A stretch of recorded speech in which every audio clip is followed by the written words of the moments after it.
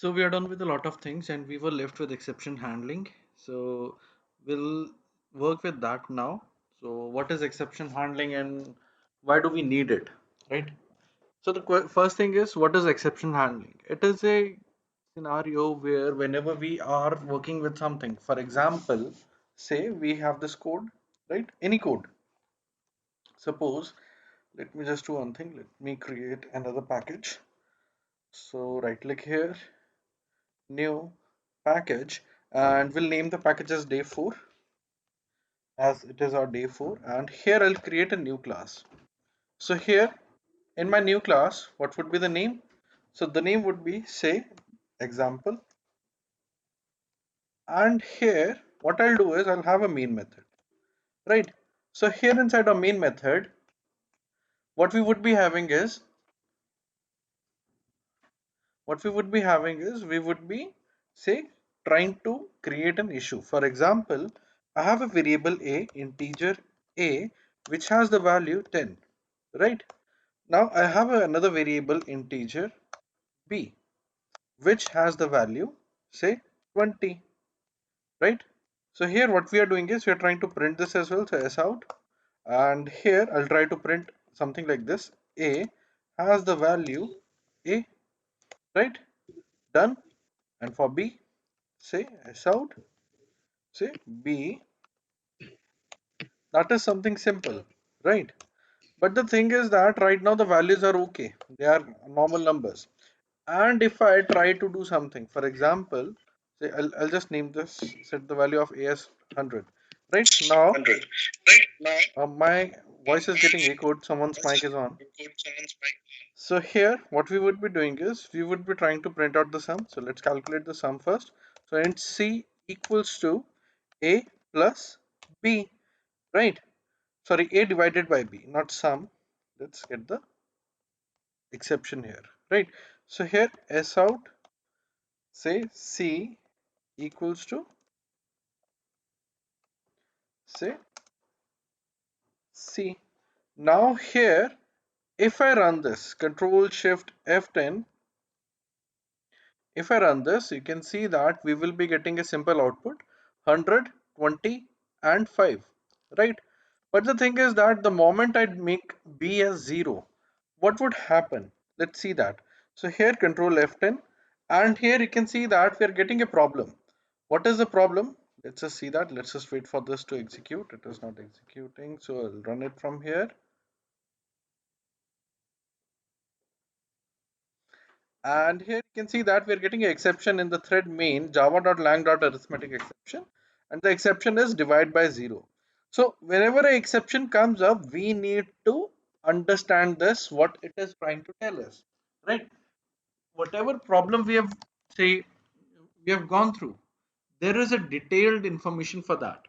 For example, we have the exception in the thread main. What is main? Main is our function.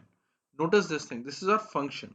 Next thing is, what is the type of exception? It is an arithmetic exception, right? And what is the message? The message is we are trying to divide by 0, right? Which is not possible. We cannot divide anything by 0. Next thing is where it has come up. So here it is telling us day 4 is our package and the class is example, the method is main, and here example.java line number 9. This is where I have made a mistake, right? Actually, if we investigate it, you can notice that the mistake was made here. We are trying to substitute the values here only, nothing else, right? So a divided by b, this means that 100 divided by 0, which is not possible. So the code executed till b, right? It was executing well till this particular point. The exception was caught at this particular point because we are trying to do something which is illegal, right? Which is not allowed.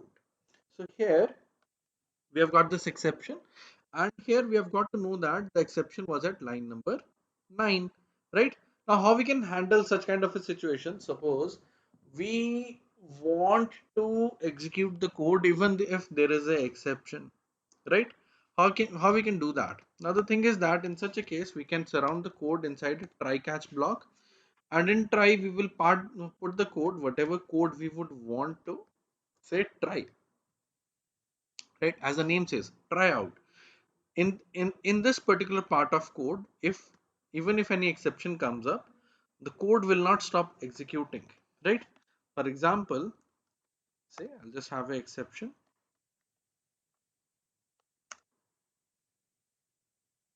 right? And here what we would be trying to do is we would be actually trying to say print out the message whatever exception was. So here exception dot print stack trace, right? If there is no exception, then even if there is an exception, even if there is no exception, we would want to execute some part of code. So here I would like to print out something, execution completed, right? And here let's print out something, and I'll be printing out something like this. Say I'd like to print, say execution, say calculation started, right? And instead of execution, let's say print this calculation completed, right? Now here, if I try to run this code, what would happen? Let's see that. So here, if you notice something, the code is executing, it will be taking a little bit of a time. And here you can see that we are getting something here. Calculation started, calculation completed. But there was a problem, so it has printed out that problem as well. That is java.lang.arithmetic exception, right? I can get the message as well. I don't want to get a message. I can simply comment out this line and you can see that there won't be even a message. A single message won't be there, right? The moment I rectify this problem and I run this code, you can notice that it will be printing 10, right? So it is exempting the part if that has the problem. Which part? This particular part of code. This will not be executed if there is a problem inside it, and it will move to the next part, right, after the catch. But if there is a problem, what the code will do is this will go inside the catch as well, and it will be providing you the exception, right? For example, what all things we can do, let's try that. So s out exception dot get message. Now we can get the message as well, whatever the message is. Now if you notice something, I've got the message, so it will be printed in between. Calculation started, divide by 0, and then calculation completed, right? Let's try getting up some other values as well, whatever we can get, right? So here exception dot toString and say get simple, just a second, exception dot get say localized message, get stack trace. We can get anything whatever we need. So here if I try running it, you can see that three things will be printed, right? And I have made a mistake somewhere. It's done now.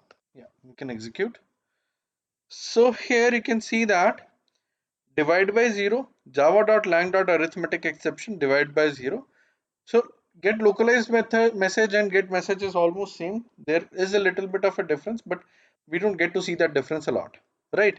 So you can simply ignore that part. But the thing is that these two things will provide you different kinds of information. This will provide you just a message, whatever the message in, and this part will provide you the say the problem as well, what kind of problem it has occurred, right? Not just the message only, right? So here this is done. Now the next thing is say the other remaining things, say how Selenium works and other things. But the thing is that in the last lecture I asked you guys to write up the code for dynamic browsers. So let's just create that code, right? So here dynamic browsers. So here let's borrow that code from here. Test phone had some kind of a similar functionality, right? Now we would be using the same functionality here in our dynamic browsers. We don't need other say other tabs, so let's close other tabs. Here in dynamic browsers, what we would be having is we would be having a main method. Now inside our main method, what we will be doing is we will be trying to initialize the browser. So here WebDriver driver equals to null, right? Now another thing we need is string browser name, right? Now what browser we would like to fire, right? Say I'd like to go with Chrome, right? So here it is done. Let's just keep it as small, and here I think so we had this part of code already. Don't worry, we'll just go with this once again. So here browser name is Chrome. Now here if conditions, say browser name dot equals, if it is equals to Firefox, then driver equals to new Firefox driver, right? And here else if, say browser name dot equals, say if it is equals to Chrome, then driver equals to new Chrome driver, right? And the next thing, say the other browsers, but we'll just go with two browsers right now. Now the thing is that the browser is initialized. What we'll try to do is we'll try getting some page. So driver.get, and where we would like to go, say https www.facebook.com. So here if I try to run this code, Control Shift F10 is the shortcut key to run the code for the open Java file. Now here you can see that the code is executing and it has give me a problem. What problem it has given me? The path to the driver executable must be set by the webdriver.chrome.driver system property. Now the thing is that you cannot specify this line again and again. What line?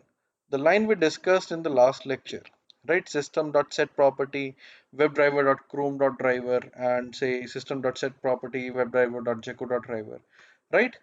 Now to get rid of this problem, to get rid of this line, specifying this line again and again, what we can do is we can simply do a basic configuration that would allow us to actually skip this line completely.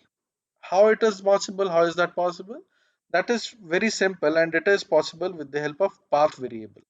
Remember something, we extracted all the things inside a single folder. Say C A essentials, and then we had the folder web drivers, right? Everything is kept here. Now the thing is that what you have to do is that you just need to copy this path and make sure that each and every driver executable is kept on the same page, right? Just a second, guys. I think so someone's mic is on. Please disable your mics in case you have any queries. Please unmute them only at that particular point. Okay. So here, now the thing is that we have all these files with us. We have the folder path with us as well. Now what we would be doing is we would be opening start menu and we'll start typing environment variables. Here, go to this screen.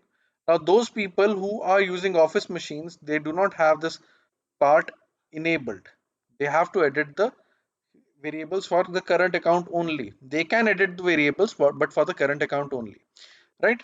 So here what we have to do is that we just need to look up for something that is a path variable, edit it and provide the path. For example, I have already provided this path here, right? So just click on OK and you're done. And for people your older version of Windows, they need to specify the path in the ending followed by a semicolon, right? Done. And you're done with it, right? Click on OK once again and then restart your IDE. It doesn't matter you're using Eclipse or say IntelliJ IDEA, you need to restart your IDE. In case if it doesn't matter still, then you may need to restart your machine as well, right? Now here in my scenario, what I'll do is I'll simply rename that folder. So here, this was a folder. So I'll just name this as WebDriver, right? And here now notice something. I have not provided that line system.setProperty line. I'll run this code. And the beauty is that it will be opening up the browser for me now, right? I don't have to specify the property and it is actually doing the work for us, right? So here it is.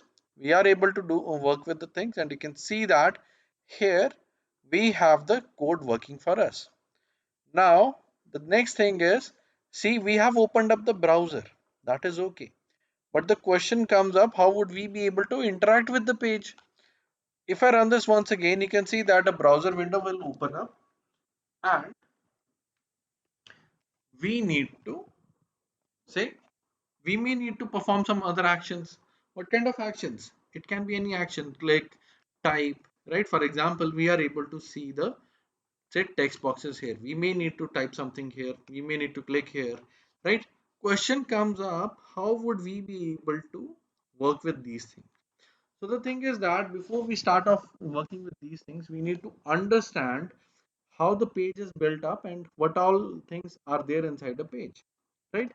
For that, let's do one thing. Let's go to a website, rediff.com, and here, let me just sign out. And here, just a second, sign in. So here is the page. Now, here you can see that in on this particular page, there are two things, right? It is asking us for a username, it is asking us for a password as well, right? And a lot of other things are there as well. Now the thing is that if you notice something, we have a lot of things on this page. Now whenever a page looks something like this, in actual it is not something like this. Hit F12 key on your keyboard, it will be opening up a DevTools window. It can be opened up something like this. Don't worry. If F12 key doesn't work, you have another combination, Control Shift I. It will open up the same window once again, right? In case both of the key combinations are not working, still you don't need to panic. Click on this click on this triple dot button, go to more tools, and here look up for say developer tools. Click here and the same window will open up. Now it may look something like this. It may be looking something like this to you. It may be looking something like this too. Just a second, where it is. It may look something like this to you, or it may look something like this to you. So there are four different views. You may be able to see any of the four views. The most common view in the latest say Chrome iterations is this. That is, it is docked on the right section. Now you can keep it docked to the right. You can say dock it outside as well. Right, the way I like to keep because I need to see a lot of things on the page. Now the thing is that there are few things you can see here. But before we do anything else, let's do right click on the page and here we have the option view page source. Now actually this is the page. This is the data that we have received from the internet. This is the data that we have received from the rediff.com servers, right? A lot of information is there, but everything is complete text. That text is being translated into a page that looks something like this, right? Now the thing is that whenever we deal with Selenium, we need to go through this part of things as well, right? Whatever actions are being performed here are actually provided to the things here in this code. So we need to understand what this code is and how the things are going around, right? For example, there are different things. Let me just pick up something. For example, this is a line, right? In this line, what all things are here? Let me just copy this code and here, just a second. So here, let's have this. And just a second. Yeah, it has opened up. Now the thing is that we have this part of code with us,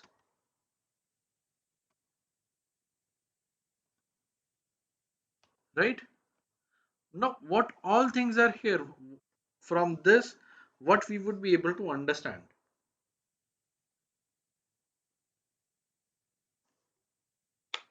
Now, the thing is that if you notice it clearly, There are different parts. Let us just discuss about the parts now. So here, just a second. Part 1, this text written as div. Then the next part, say this id equals to advt cell, and then the next part is say class equals to cell advt cell. What are these things? Now the thing is that whenever there is something that starts with these brackets and ends with this bracket, that is actually a complete tag, right? Now the next thing, what is this div? So div is something that is the tag name, right? So this div is the tag name. What about this id equals to advt cell and class equals to advt cell, right? This is the attribute. This carries information regarding this tag, right?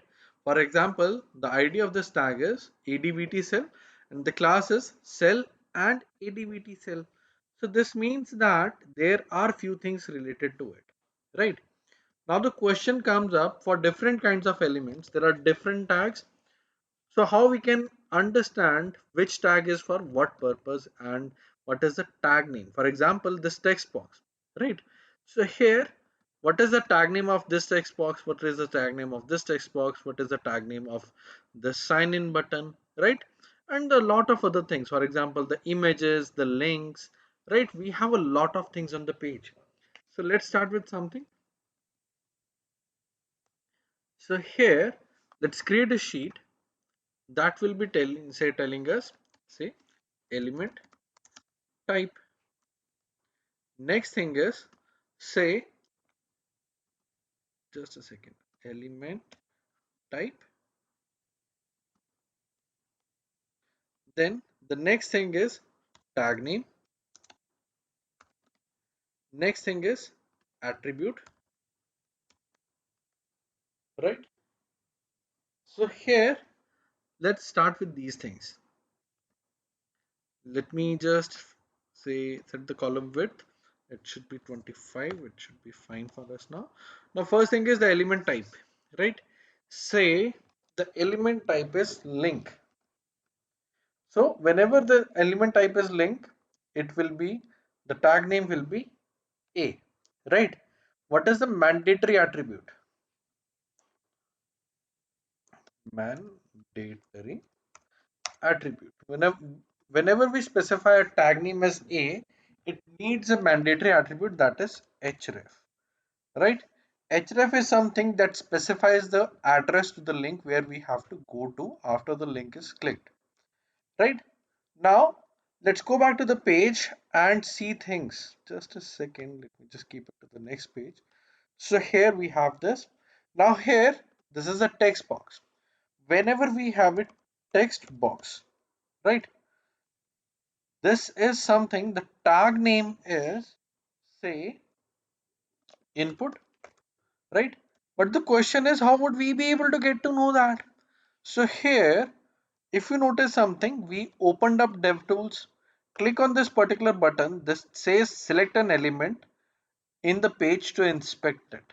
Minimize this window, move your cursor over to this particular element. You can notice that this element is somewhere over here.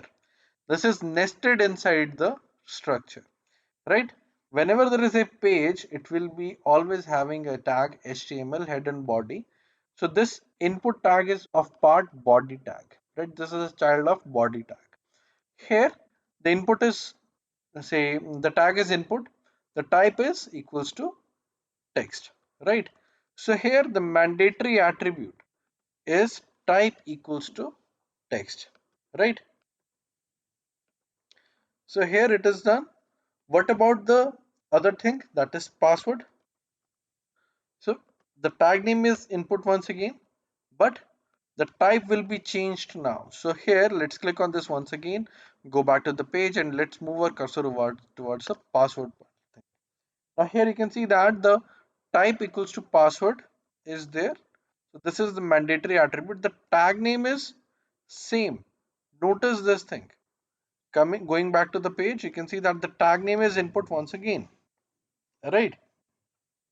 Now here, what about the sign in button? Control Shift C triggers the same thing and it allows you to highlight the elements, whatever elements you would want to say investigate about. So here I've hit the key combination and I've highlighted the submit button, and you can see that it has the type submit, right? So here type equals to submit, and here the thing is that the tag name is input. Once again, it is submit button. Right? So we are done with these things. Now, these are not the only things we have on the page. For example, if you notice something, we have a checkbox as well. So Control Shift C and highlight this checkbox, and you can see that it has the tag name as input, and the mandatory attribute is type equals to checkbox, right? So here input, and here it is check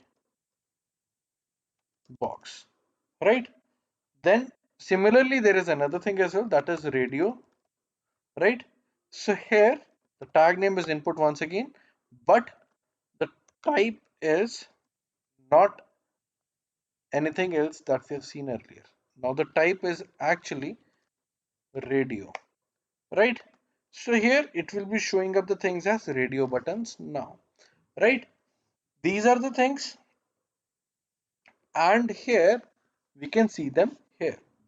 But the thing is that whenever we use these things, right? Whenever we would want to deal with these things, we cannot make use of mandatory attributes. Then what we need? We actually need something that is the optional unique attribute. Now, if it is not present, we won't be able to locate the element at all. So let's see that what would help us in finding the elements. And if you notice something, there is a common attribute everywhere wherever we need the element. For example, we needed to submit the form. So here you can see that here, say there is a name, but here if you notice something, this password field, it has the ID password, right? We have the ID equals to login one for the cell that has the type text, that is the username field, right? So here what we would be doing is we would be making use of ID whenever we need to locate the element, right? How is it possible? Let us just see that. So here what I'll try to do is I'll try to go to the page https www.rediff.com. We will be moving to facebook.com as well, but let's just go with rediff.com first, right? And actually this URL directly. So here copy this URL, paste this URL here completely. Now we are done. Now here what we need to do is that we need to type in the username. So now to deal with that, what we need to do is that we just need to go to the official website of Selenium, and here what we would be doing is we would be going for the downloads, and then we would be reading the documentation. So API docs for Java. Now here, see, we'll go to all classes, and here we'll scroll down. We'll keep on scrolling down until or unless we see the word W. And here to deal with the elements, right? There is a interface. Just a second. Don't tell me now it is not there. I don't know what is the problem with data Selenium documentation. Just look up for Selenium, say 3.141.59 API docs, right? It will be taking you to this website, that is javadoc.io. You can rely on this website for the Java docs. Scroll down to the bottom on the left section, and here look up for something known as, say, web element, right? Now this is the interface which provides you, say, which represents the HTML element. Generally, all interesting operations to do with interacting with the page will be performed through this interface, right? Now the thing is that, okay, there is a web element, but it allows us to have these methods. But the thing is that how will we create the element, right? We can perform actions, for example, clear, click, find element, and a lot of other things. But the thing is that we need to locate the element as well, right?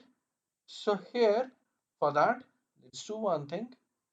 Let's go back and look up for WebDriver. So here we have WebDriver. Now here, if we notice something, there are some methods. One of the methods is this, that is driver.findElement, right? The find element methods finds the first web element using the given method, right? This means that we can find up the element. So let's go with this. What we need to do, we need to initialize web element. So here element equals to new. Do we need to write like this? Say new. No, we cannot write something like this here. But yes, we need to write something like this, driver dot find element. This is the method which will be returning the data of type web element. So we can write it something like this. Now here you can see that it is expecting something. It is expecting some mandatory information, right? What mandatory information? So here you can see that it receives by. What is by? Let's click on this. There is a class which has the mechanism to locate the elements within the document. There are different mechanisms. For example, we can locate an element with its ID and a lot of other things. So let's go back and here let's locate an element with its ID. So by.id. Now we need to specify the ID as well. So here let's specify the string. What is the ID? So here the ID is login 1. Here, notice something. I will be providing this ID login one here. Now, okay, we have found the element, right? We have stored it inside the web element interface. Now here, let's access that element. So element dot send keys. I would like to type in something here. I can do that, right? So I'm trying to type in something here now. Now let's just run this code and let's see what happens. So here, let's run this code now.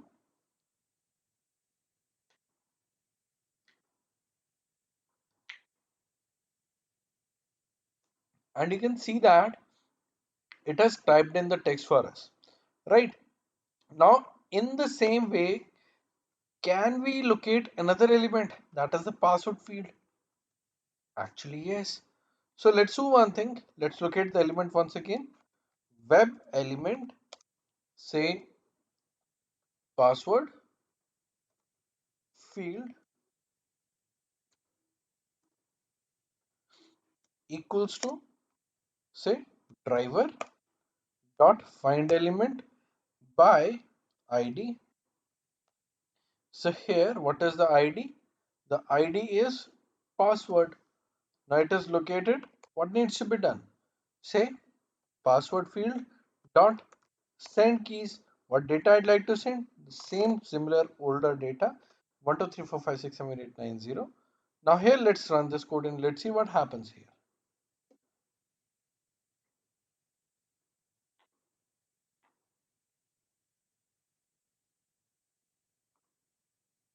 Okay. So here you can see that the code is executed and it has taken us to this page and it has typed in the username and the password for us. Right? Now the thing is that what if we have an element but we do not have an ID attribute? This happens. For example, in such a case, we do not have any ID attribute. Question comes up, how would we be able to locate the element? Now, whenever we are trying to locate the element, the first preference would be ID because it is the only unique element that exists on the page, right? So what we'll try to do is the next thing is using the name. So can we locate an element with the help of its name? Yes. Let's do one thing. Let's try locating that element. Web element, say submit button, and here equals to say driver dot find element by say name. We have the option name here as well. So here, what's the name? So this is the name. Now we have found the element. What's next? Say here submit button dot click. We can click on it, right? Let's run this code and let's see what happens here now.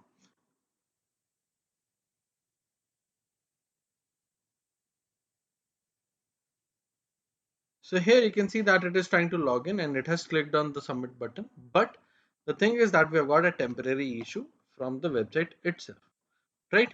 Everything happened so fast that you guys may not have noticed that the text inside the password field came up and it tried to click on submit button as well, right?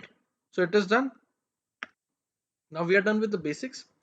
Now the thing is that okay, we know that there are some types of elements and their tags, right? And we have the list here. Is there anything else that we're missing out? There are a lot of things that we're missing out, right? For example, drop down. In such a case, the tag name is select. Any mandatory attribute? There is no mandatory attribute here. There are optional unique attributes, that is, say ID and name, and that will be actually across all the kinds of tags, right? In the same way, we have text areas, right? So these are represented with div and say text on page. That would be much better thing, right? These are represented by div and span tags, right? Any mandatory attribute? No, there is no mandatory attribute. There is optional attribute ID and name, right? So here text on page, radio, checkbox, submit button, password, text box, link. What's left? Something is left here. That is images, right? Whenever there is an image, the tag name will be img. Whenever there is an image, there will be a mandatory attribute as well, that is src. We need to know the source as well, whatever the source is. So here we need to specify the path. So here path to the path of the file. We need to specify the path of the file here and then we will be able to deal with it. These are the basic element types, and here these are the things that we may need to have in our mind, right? So here this is done. Now we can try locating elements. Remember we went to facebook.com. Let's go to that website once again, facebook.com, right? It is asking us for a username and a password. So let's do one thing, Control Shift C, and here go back to the page and highlight the element you would want to deal with. Now you can see that there is a ID equals to email. This means that we can deal with this page as well. So here, right click on day 4, go to new Java class, and I'll name this as Facebook, right? And here we'll have the main method. And here now the thing is that what we need is we need to have the browser initialized. So here driver equals to new, say let's go with Chrome browser, right? New Chrome driver. So driver dot get, where we would like to go, https www dot facebook dot com, right? After going to this particular page, what we need to specify is we need to specify the password, sorry, username. So here driver dot find element by say id, and what is the id? So this is the id, right? As you have found the element, we need to store it somewhere. So here web element, say It's username field. Yeah. So here username field equals to driver dot find element this. Now we have found the element, we can deal with that element as well. So username field dot send keys. I'd like to send the data 1 2 3 4 5 6 7 8 9 0. And in the same way, we'll be trying to locate the password field as well. So click here on this, go back to the page and highlight the password field. So here, this is the input tag of type password. And here, what we need is, say we just need to type in the password, right? So here, web element, say password field equals to driver dot find element by id. What is the id? This is the id password, and we can go with it. Now here password field dot send keys. I'd like to send the same plain old data. This is done. Now here I'd like to click on the submit button. So Control Shift C and let's click on login button. So here the tag name is button now. What it was earlier? It was input. So here we need to add up something here, that is, say submit button can have the tag name as button as well.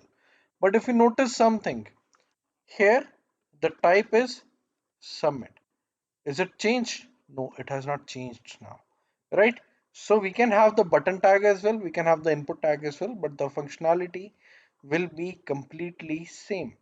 Now here we need the ID. Now here the ID is this, right? Let's just try going with this ID.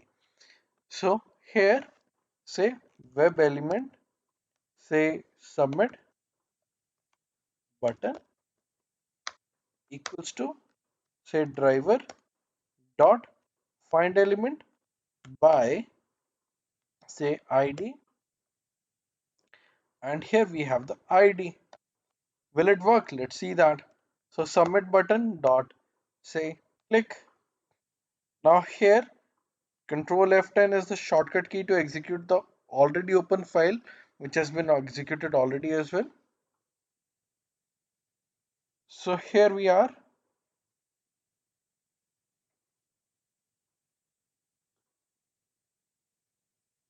and here the code is executing. It will be taking a little bit of a time.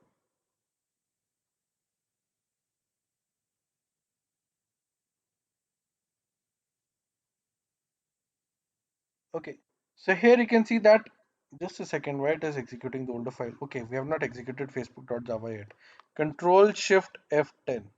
We need to do it once actually.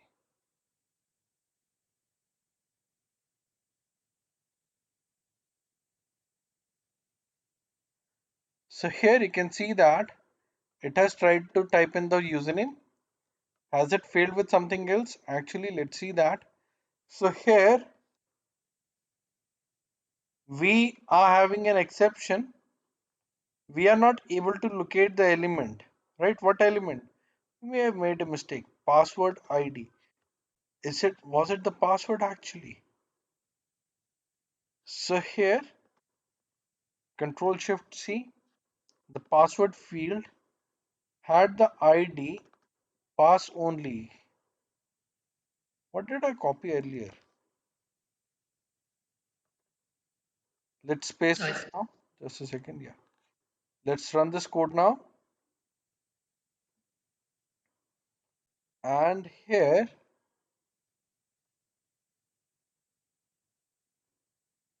you can see that we are able to type in the password as well. But still we have got a problem. What problem we have got? So we ran into a problem that it is not able to find the element. Now the thing is that the ID is this here right now, right? And if I notice this, if I analyze this page, you can see that the login button may have a different ID, KJ.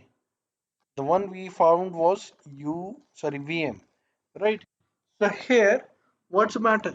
The thing is that some websites they don't allow automation tools to run on them, so they keep on changing things. For example, this website. Now we won't be able to locate the element with the help of its ID. Then what needs to be done? So here what we can do is we can look up for something else here. For example, you can see that there is a name, login. We can try going with login name as well.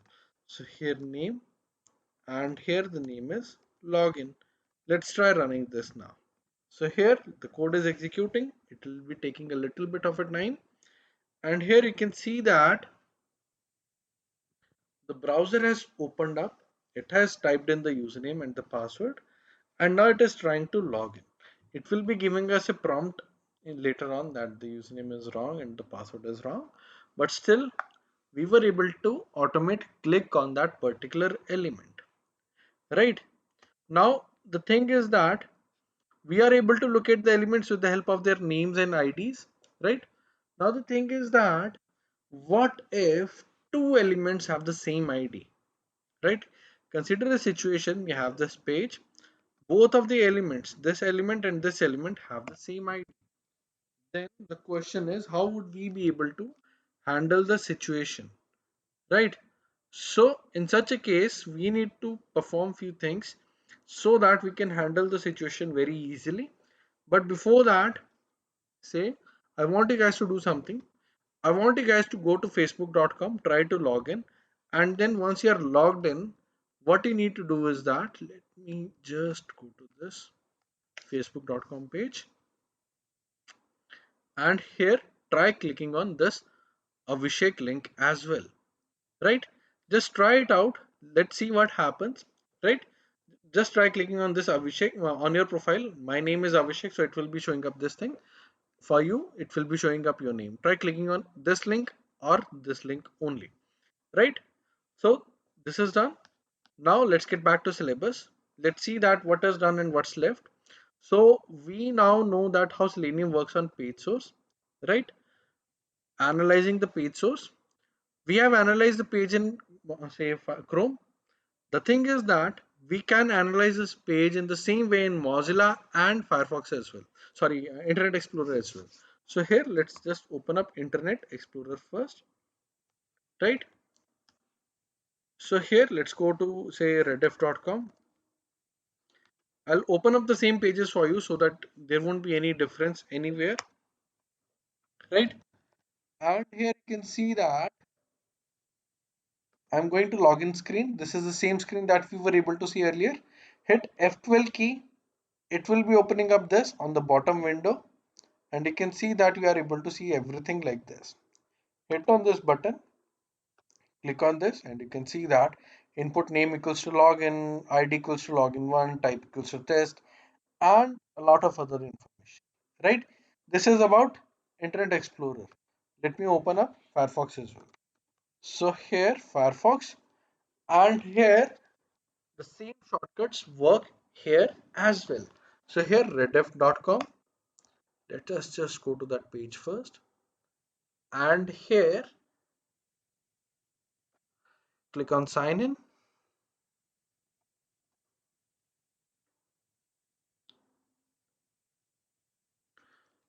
So here we are, and you can see that we have the screen. Hit F12, a window will open on the bottom. Click on this particular button, click here, and you can see that the same thing is working here as well. We have the same part of say HTML code. Now the thing is that, will it be different for different browsers? No. If you are able to work with something on Google Chrome, it will be working for you on the other browsers as well. That is, say, Internet Explorer, Firefox, or say Edge. It will be working for you everywhere, right? The thing is that you just need to change the browser, right? So here, say instead of Firefox, so instead of Chrome, I can go with Firefox as well. So Firefox driver. Notice something, I've changed the driver now. I'll try running this code, and you can see that the same code will be working for me the same way that the way it used to work earlier on Google Chrome, right? So I don't have to type the code again and again for different browsers. I'll be just specifying the generic code, and the driver will be taking care of this, that how the things will be done in the backend, right? And here you can see that it is already opening up the Facebook login screen. The page is taking a little bit time to load. Once done, we would be able to see that it was actually trying to log in with the credentials that we provided, right? So here, all the actions and things are completely same for different browsers. It is just a different, if it is just a set specified by the, say, a protocol specified by the WebDriver interface, and all the browsers are following that particular interface, right? So here you can see that it has tried to log in, although which was not possible, but still it has tried to do that for us, right? Let's close this browser window, we don't need it. So here we are able to perform the actions we intended to, right? Now coming back to syllabus, we now know that what are the tags and what are the attributes. We now know the, say, thing about, say, just a second, it is not allowing me to revert the changes.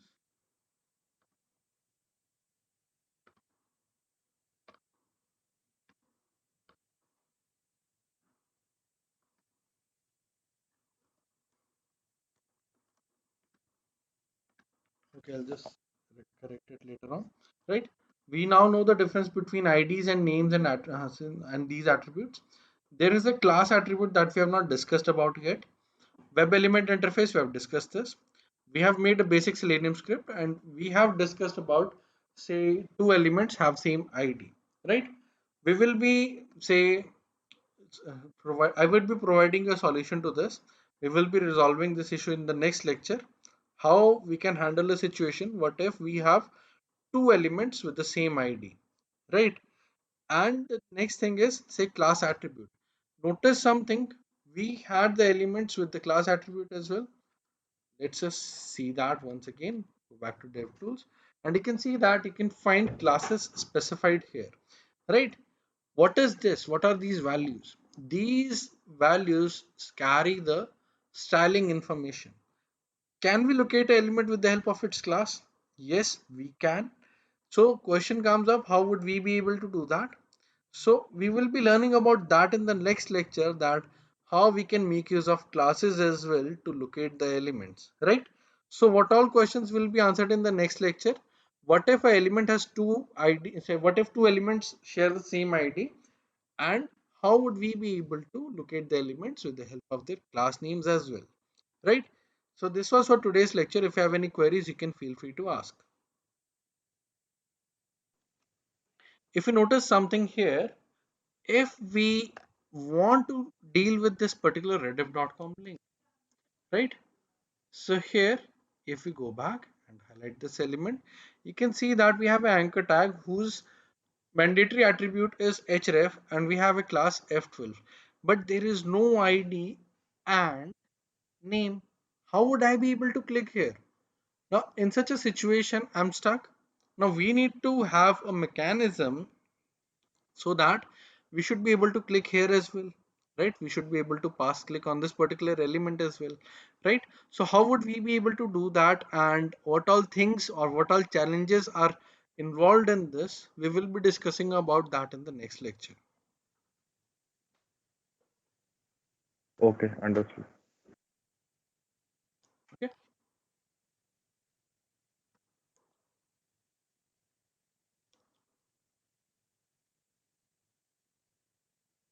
okay guys, any other queries?